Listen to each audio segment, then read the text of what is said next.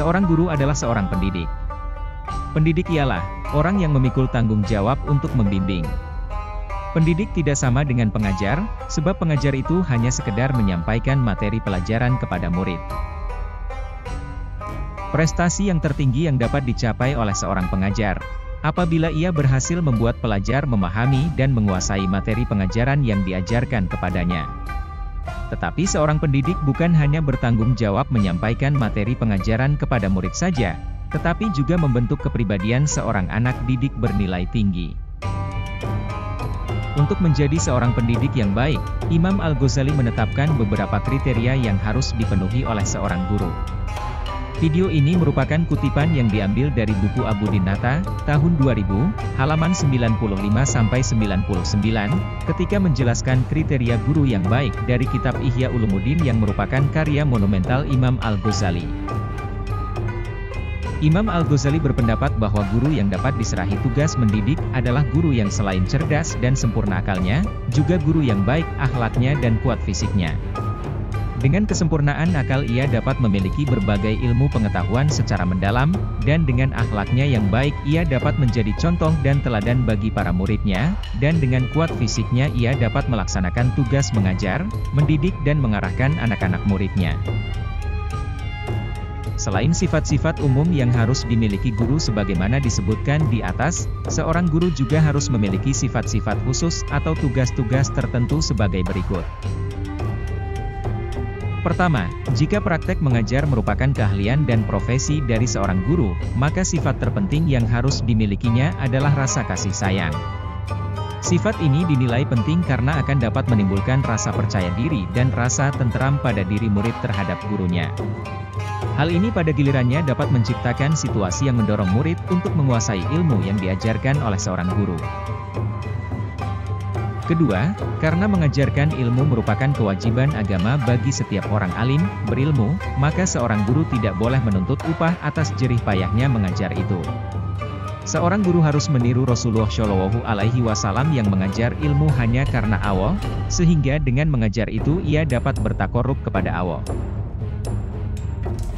Demikian pula seorang guru tidak dibenarkan minta dikasihani oleh muridnya, melainkan sebaliknya ia harus berterima kasih kepada muridnya atau memberi imbalan kepada muridnya apabila ia berhasil membina mental dan jiwa.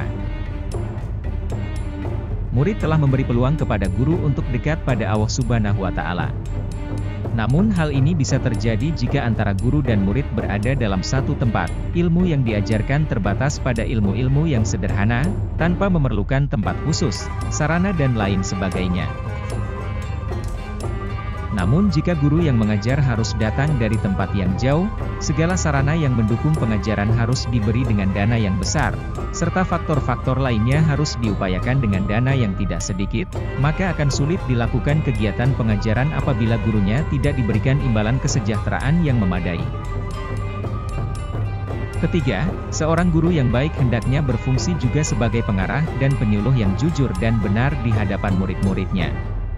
Ia tidak boleh membiarkan muridnya mempelajari pelajaran yang lebih tinggi sebelum menguasai pelajaran yang sebelumnya.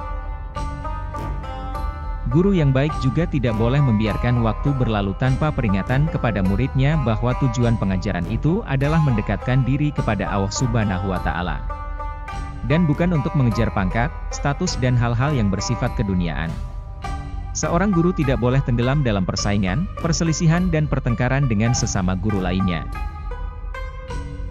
Keempat, dalam kegiatan mengajar seorang guru hendaknya menggunakan cara yang simpatik, halus dan tidak menggunakan kekerasan, cacian, makian dan sebagainya. Dalam hubungan ini seorang guru hendaknya jangan mengekspose atau menyebarluaskan kesalahan muridnya di depan umum. Karena dengan cara itu dapat menyebabkan anak murid yang memiliki jiwa yang keras, menentang, membangkang dan memusuhi gurunya. Dan jika keadaan ini terjadi dapat menimbulkan situasi yang tidak mendukung bagi terlaksananya pengajaran yang baik. Kelima, seorang guru yang baik juga harus tampil sebagai teladan atau panutan yang baik di hadapan murid-muridnya. Dalam hubungan ini seorang guru harus bersikap toleran dan mau menghargai keahlian orang lain. Seorang guru hendaknya tidak mencela ilmu-ilmu yang bukan keahliannya atau spesialisasinya. Kebiasaan seorang guru yang mencela guru ilmu fikih dan guru ilmu fikih mencela guru hadis dan tafsir, adalah guru yang tidak baik.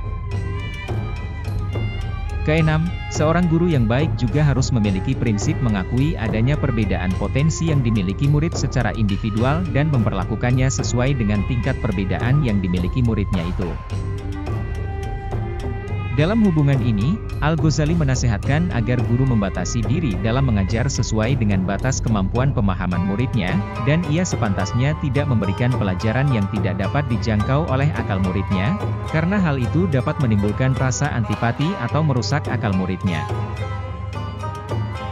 Ketujuh, seorang guru yang baik menurut Al-Ghazali adalah guru yang di samping memahami perbedaan tingkat kemampuan dan kecerdasan muridnya, juga memahami bakat, tabiat dan kejiwaannya muridnya sesuai dengan tingkat perbedaan usianya.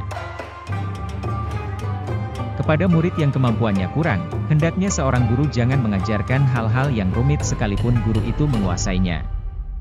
Jika hal ini tidak dilakukan oleh guru, maka dapat menimbulkan rasa kurang senang kepada guru, gelisah dan ragu-ragu. Kedelapan, seorang guru yang baik adalah guru yang berpegang teguh kepada prinsip yang diucapkannya, serta berupaya untuk merealisasikannya sedemikian rupa. Dalam hubungan ini Al-Ghazali mengingatkan agar seorang guru jangan sekali-kali melakukan perbuatan yang bertentangan dengan prinsip yang dikemukakannya. Sebaliknya jika hal itu dilakukan akan menyebabkan seorang guru kehilangan wibawanya. Ia akan menjadi sasaran penghinaan dan ejekan yang pada gilirannya akan menyebabkan ia kehilangan kemampuan dalam mengatur murid-muridnya.